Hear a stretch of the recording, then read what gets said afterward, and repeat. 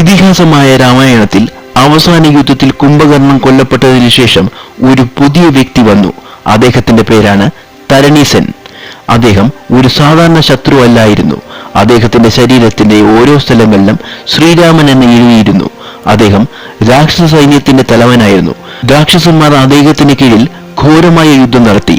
എന്റെ പേര് ഉപയോഗിച്ച് ഒരു കൂട്ടത്തിന്റെ ശരീരത്തിൽ പണി ചെയ്ത തരണീസനെ എങ്ങനെ വധിക്കുമെന്ന് ശ്രീരാമൻ വിഭീഷണനോട് ചോദിച്ചു.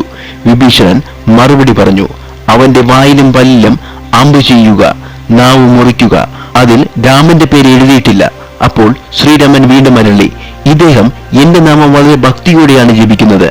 എന്നാൽ 2 മന്ത്രങ്ങൾക്കിടയിൽ അവനെ കൊല്ലാൻ വിഭീഷണൻ ഉപദേശിച്ചു.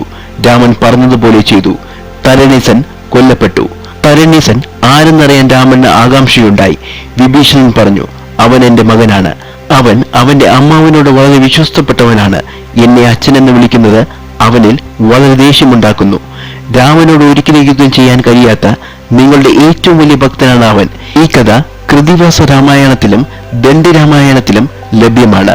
അവിടെ തരണീസനെ വീരബാഹു എന്ന് വിളിക്കുന്നു. കൂടുതൽ അറിവുള്ള വീഡിയോസിനായി ചാനൽ സബ്സ്ക്രൈബ് ചെയ്യുക.